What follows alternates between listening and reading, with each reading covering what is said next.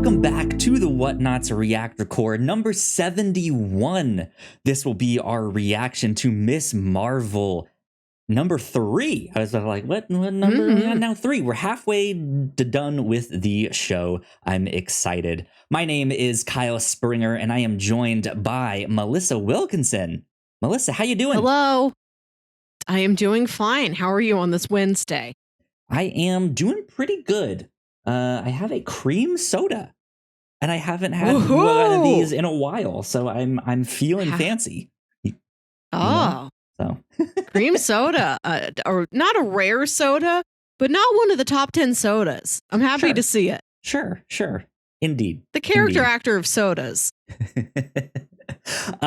So we have some interesting things to talk about here for Miss Marvel. This one dropped some really cool Easter eggs and connections to the MCU that have my brain turning. The gears are working in this one here. But yeah, I think Miss Marvel continues to be a stellar show. Just by itself, it is a good show. I think that has maybe been one of the biggest villains of these Disney Plus shows, is that their 6-episode run time maybe by the end of it does it a little bit of a disservice. Maybe we needed a little bit more time. They tried to do too much, or they tried to do too little, or they just haven't. This seems about right. If that makes sense. This seems to sit right in there where I expect it to be, and I'm having a blast. Like I said, there's a bunch of interesting stuff in this one. However, I think I walked away from this one being the least hype in a weird way. Like I feel like of the 3 that we've gotten, this is maybe my least favorite of the bunch. But it's still really good. How did you feel? I thought the ending was very exciting, with the Kamala's their nanny giving her this request to, you have to come see me in Karachi. That's a big ask for a high school girl. Like, is she going to tell her parents? Is she going to get over there with their approval, with their help, or does just her and Bruno have to figure out how she's going to get to Pakistan and back? Yeah, exactly. Like, that's not to say like this was a bad one, or I left this one being like, oh man, this was a bummer. I don't like this one. I like this one a lot, but there was like, this one is so filled with exposition and explaining things and introducing new concepts and all that stuff that I feel like it was mostly focused on that, whereas it, like, we didn't get as many of the character moments that I think we got from the first 2. Like, we don't get our ice cream pizza moment in this one. Okay. Right? That's kind of what I'm getting at. The joy and absurdity of ice cream pizza, right? I don't feel like we got that in this one, but we still got a lot to feast on. So let's dive in. Right away, I think they not change things, but they do something that almost no one was expecting, I feel like. And it's genies. It's djinns. Miss Marvel is possibly a djinn. Or is part djinn, or has some connection to them. Here we also learn that the woman in the backseat of the car is not her great grandmother, like we were being like, hopefully it's not. So that's a good thing. No weird familial relationship with Kamran there. But djinns, I think that's a brilliant move here, that it's not necessarily in humans, it's not necessarily Kree, though we'll circle back around to that in a sec here, but more closely aligned to djinns. What's your thought on, I guess, the first introduction of djinns to the MCU? I'm happy that we're building the mythology with something that I don't think is even pulled from the comics. This part isn't, They learned about how the clandestines are. They brushed off this, D tier team from the 90s just so they could have a name to play with. But I am very happy that the show is taking so much from Kamala's culture. Yes. And I'm not familiar with djinns. I'm familiar with them from other pieces of media. I don't know much about the actual raw folklore of it. I'd like to learn. I look forward to knowing what the show does with it. Yeah. It's an interesting thing because to us here in America, we know Robin Williams in Aladdin as Genie, and that's kind of our perception of them here. I know that that's not accurate or stuff like that, but beyond that, I don't really know much about them or what the folklore is, what the history is there. In Marvel, like they exist as a concept in Marvel comics, and like you mentioned, there is this thing called the clandestine, which they mention here in the show, which is a nod to something in the comics which is so obscure I've never even heard of them. Yep, me either. Like, not in passing, not like I saw a character once and I had to look them up and be like, oh, they're from. Never even heard of them. Never came across them. So surprising to me the number of things we're getting introduced before we hear the word mutant. Right. Miracles, djinns, we right. Surely you expected us to get to Alpha Flight before we get to clandestine. Right? Well, we do have weird connections to Alpha Flight in in Big Hero 6 and Wolverine, but that's more like technicalities, right? But yeah, like that we even were like, okay, they're probably not really gonna do Inhumans or stuff like that. But I'm really digging this connection to her actual culture and stuff like you mentioned there. I think that is a brilliant move, and I like it a lot, and I want to see what they do with it. I mean, I guess I won't really know how accurate it will be to what it actually is in real life, but I'm imagining that it is going to kind of be this amorphous thing, right? Where they do the whole thing. Oh, we've been called multiple things. We've been called this. We've been called that. But you mainly know us as djinns. I'm wondering if it's gonna kind of loosely be related to or based off of the Inhumans, and that's maybe how their society works in that way. I don't really know. I don't know if they're really gonna include that word Inhuman. But I'm wondering if there will be some similarities in the way they depict these djinns in there. Yeah. You'll have to tell me. I know that the Inhumans are a thing. I know that they have a big, big dog and Blackguard Bolticon and the lady with real long hair. Medusa. And if I don't see those things, I don't know if that's Inhumans or not. I know that this is vaguely on the table as a possible option, but I don't know what I'm actually supposed to look for in a search for the Inhumans. Yeah. Understandable. But so I think that is the big kind of reveal, at least for Kamala personally, that, hey, you're basically part djinn here, which is really fascinating. But the show opens with a scene that takes place in 1942.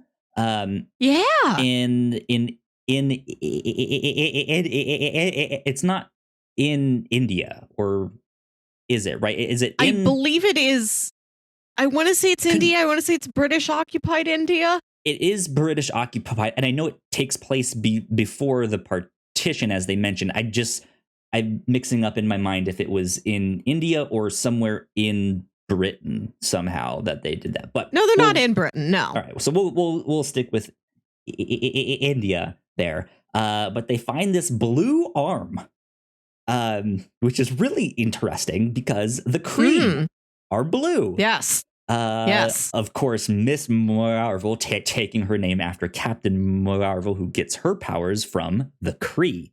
This is interesting that there's this inclusion there, and basically no one makes note of this. Like, why is his arm blue? Oh my god, what did they do to him? They're like, is that an alien? It's just like, it's a severed hand. That's it. That's the only thing that they say. Where's there. the other? Where's the rest of them? I don't care what color he is. Right. I care not. Right. I just need the other bangle. I do like the mystery hook of where's this other bangle, and looking at the bangle, we've just mentioned how the Aladdin genie is what most people know, but is not accurate. That bangle does connect right back to him.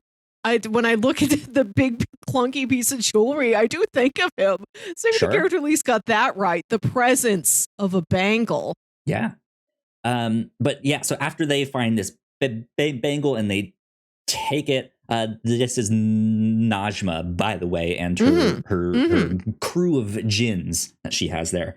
As they get that first bangle, this is when Kamala's great grandma enters the picture. They mentioned there's a second bangle. They can't find it. They need it. Yeah. Which is interesting. But then we hear like gunfire, cannon, some kind of explosion outside, and then we get a view from the top, and we see that the floor they're standing on has the insignia of the 10 rings. Yeah.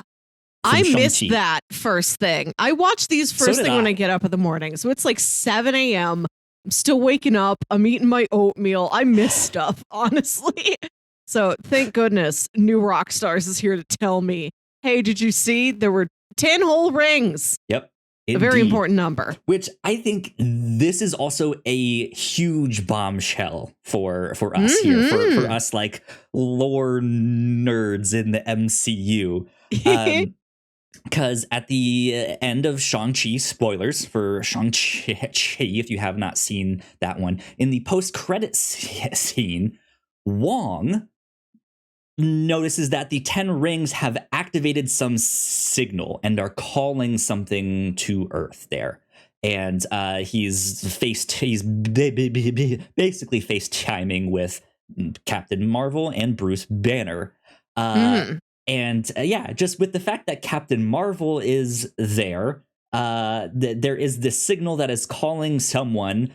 The arm was blue. The Kree are blue. Miss Marvel gets her stuff from the Kree. Are the 10 rings ancient Kree tech? Huh. Yeah.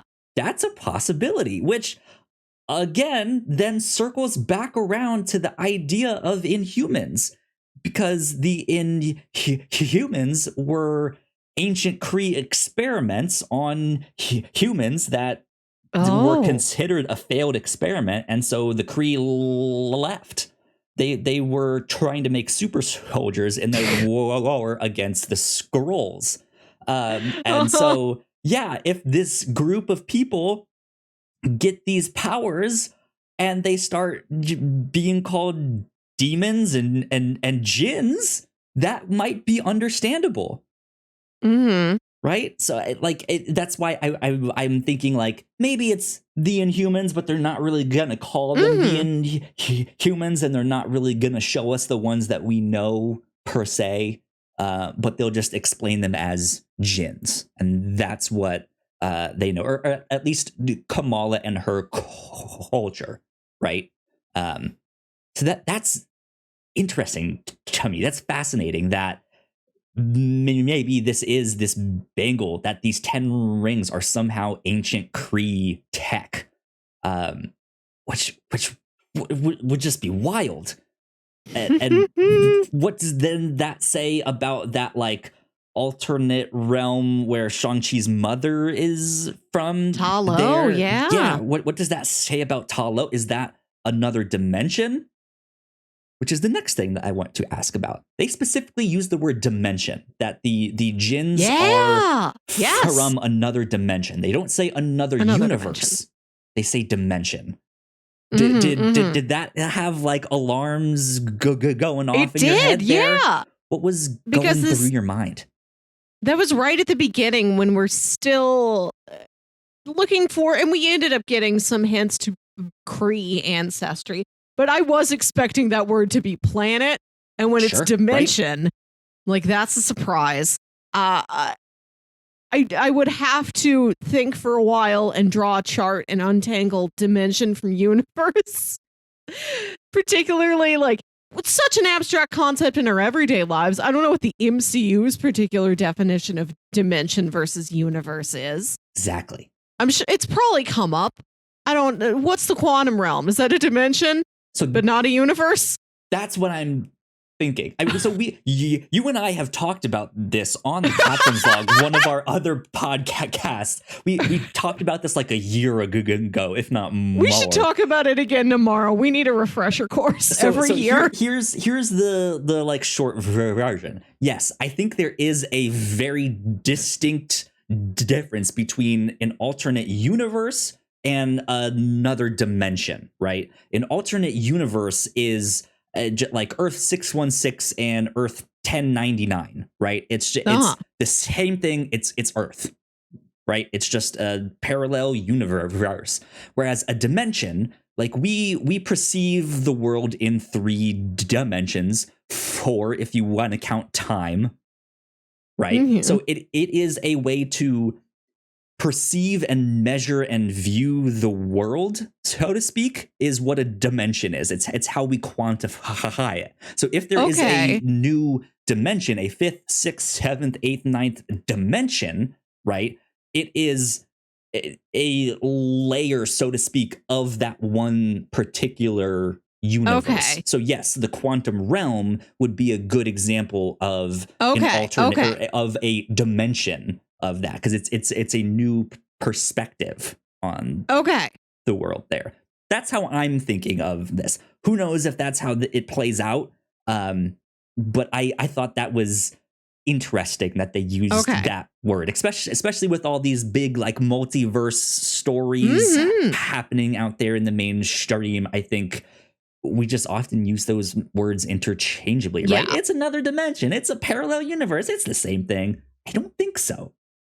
Okay, so you can have an alternate universe to the universe you're in, but a dimension is not necessarily alternate. It is within you or surrounds you, sort of.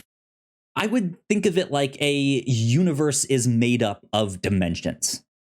If that makes sense. So one universe might have 16 dimensions, right? Whereas the universe we're in might only have 5. Right, so it's like a bunch of layers and a beautiful flaky croissant. That's a set of dimensions that make up a universe, and you can have ogres are like dimensions. Right. Okay. Let's use onions. Ogres are like onions. You can have all the layers of a white onion, and that's dimensions in a universe. And then alternate to the universe, you can have a red onion that also has its own dimension layers. I think so. We've solved it. Geniuses. Marvel, hire us. Right. Yeah, I think it's something like that. But I'm still interested to know where they're going to go with this in the MCU as a whole. That being said, about this number 3 in particular and all the stuff that happened in this one, I thought the wedding was fantastic. I had a lot of fun with that. So sweet. And this is characters we barely know, and you still get kind of emotional hearing them say their equivalents, their variants of an I do at each other. Right? That just to see the differences of that ceremony, how much fun they are having is wonderful. There's some interesting themes going on here. I know you already mentioned new rock stars. I watched the kind of funny review of this because I was waiting for the new rock stars one, and they hadn't put theirs out yet. Well, you gotta compete with Obi-Wan. They put the finale of Obi-Wan first. I haven't even watched yet. Right, I don't know what's in it. I don't know what he does. Maybe he also dances. Who knows? So I did watch part of the new Rockstars thing, and they did mention Qui-Gon Jinn and that's where he gets his name from. Yes. So there you go. But yeah, so they brought on Timur Hussein, who, if you guys are fans of the website GameSpot or Giant Bomb, you guys might be familiar with his work in the video game space. But he is a brown Muslim man. And they brought him on the show to give his perspective, because this is a culture I don't really know much about. And he had some fascinating things to say. So I go watch their review of this too. He had some positively glowing critiques of the way they depict the culture, how this show, at least so far, is one of the few things that he said he would feel totally comfortable with handing to another Muslim person, being like, hey, this gets it right. This won't make you feel like shit here. Like this, right? I mean, we still kind of live in a post 9/11 world and view on Islam and that whole faith, and just the things he had to say. He was just like, they're nailing it. It's cool to see, and it's aspirational. It's still different too. It is more of a Western depiction of this, whereas I feel like a lot of, or where he said where he felt a lot of similar cultures try to keep to themselves and do all of this stuff. But this show is very much about building a family and community, and who you choose to bring into that community here, because the jinns are technically part of Kamala's family, but they're also kind of closed off, and so it is that like depiction of those two styles of family there, which is fascinating. So shout out to Timur and his critiques on the kind of funny review of Miss Marvel episode 3. I thought he had a lot of good stuff to say here. I like how this episode gave us these really important MCU mythology things that we've been talking about. The introduction of new elements such as the djinn and relations to the Kree and the 10 rings, the difference between a dimension and a universe. And we still have room for these very small character moments. We got that conversation between her brother and her dad. And I really like seeing a conversation between members of her family where Kamala is not immediately there. Like, she's not involved in the scene. She comes in and listens later, but she's not spying, really about her or related to her. It's just about her brother stressed that he's still in grad school and he doesn't know if he has enough money to have a wife, to like start this new life together. He's like, I have $750 in my bank account. When they pull the fire alarm and everyone's getting out, he's like, I gotta get the money. Right, yeah, I'm with them. Right. And when they have to leave the building and you see that that's not the only wedding in that venue that night. There's another bride out there crying. Yeah. And she's a really nice moment with Taisha. Yeah. Yeah.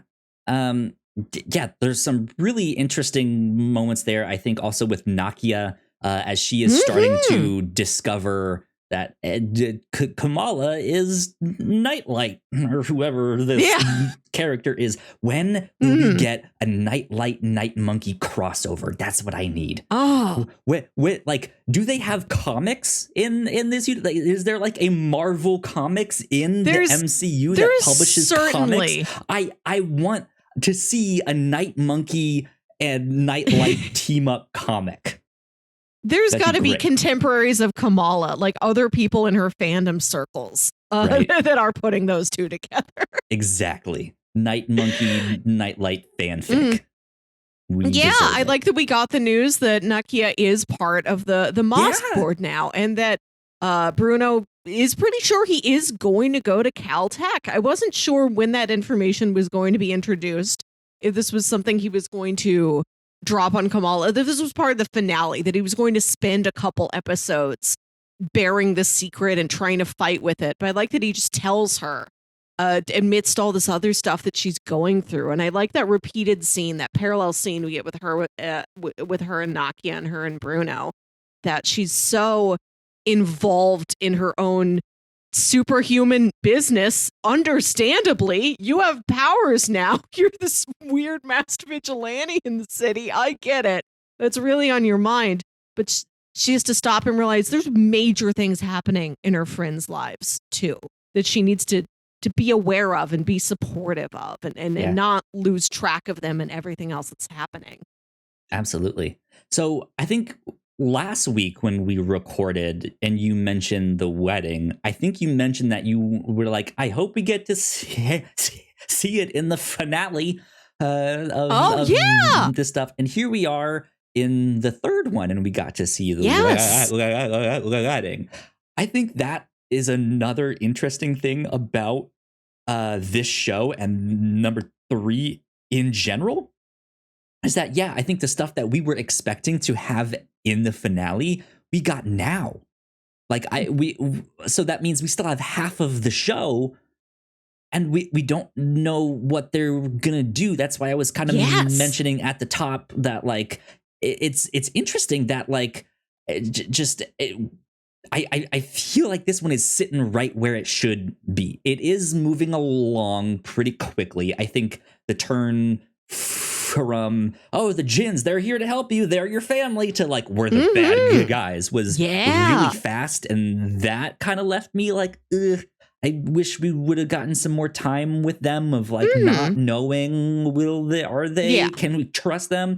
But I don't I still feel like this is what we would have gotten closer to the finale, if not the finale, and have just been well, I guess we can hope for a season 2, and I guess it was a good intro to that stuff. But I like that we've gotten this stuff sooner, because I think that leaves a room for let me see what Kamala can do with her powers, because we do get one fight scene with this, and it's more of a chase scene. She's more defensive. She's hiding. She's not really attacked. She has not gotten to be confident with her powers yet. And she does one extendo fist. Oh, sure. Yeah.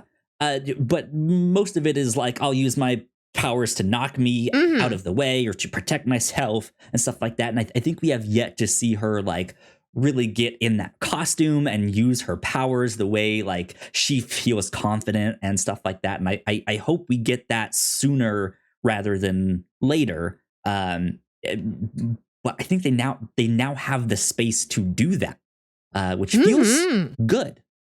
And I enjoy that.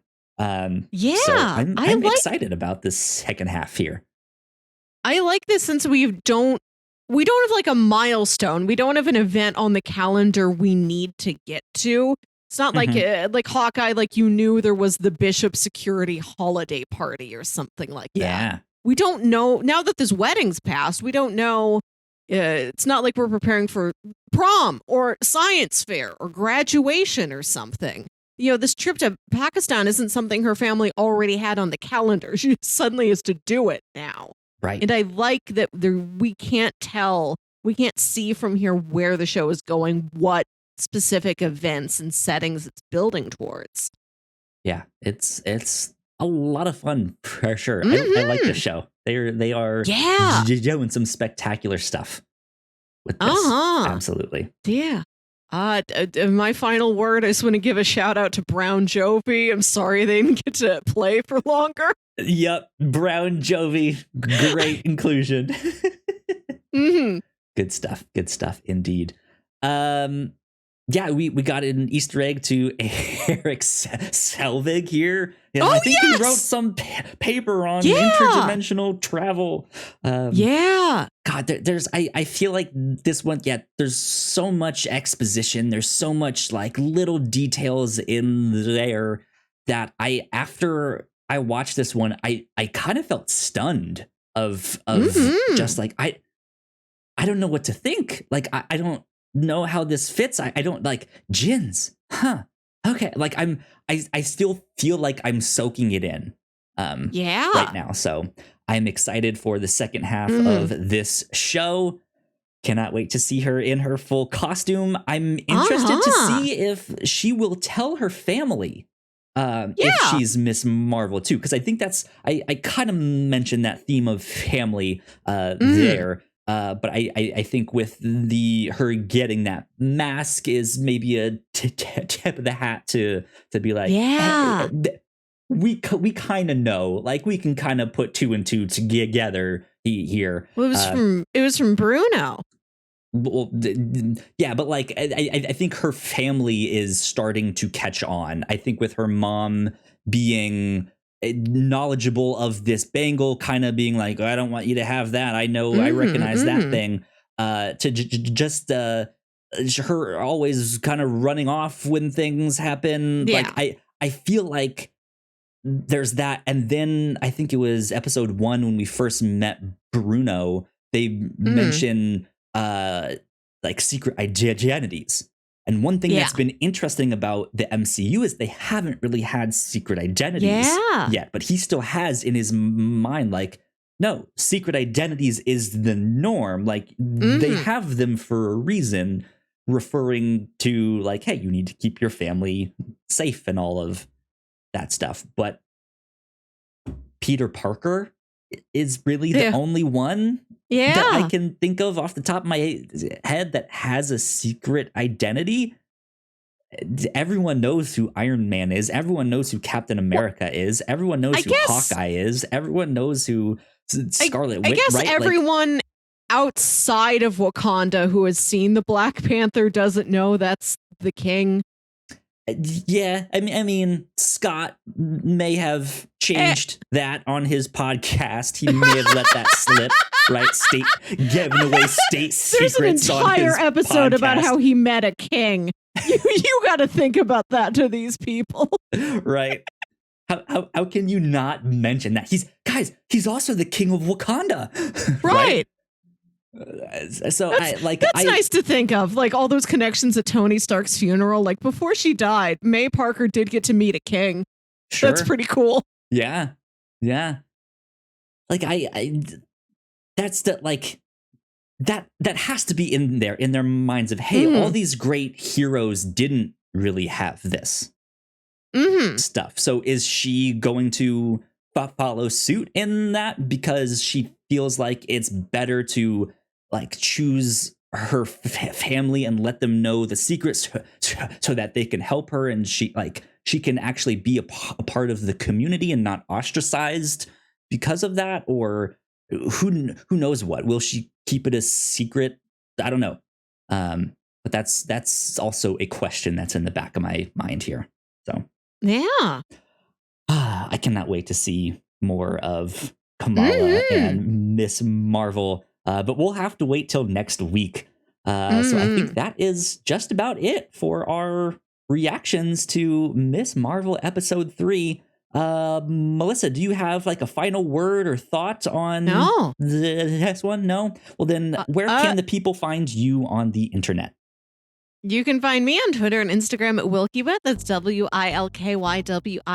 And listen to my other podcast, Saturday Morning Obscurities. There you go. And you guys can find me at Yo Kyle Springer on Twitter. And if you guys would like to stay up to date with all of the stuff that we do here at The Whatnots, we are at The Whatnots on Twitter. So please go like, share, and subscribe. That would help us out a ton. And we will see you all next time. Bye. Bye.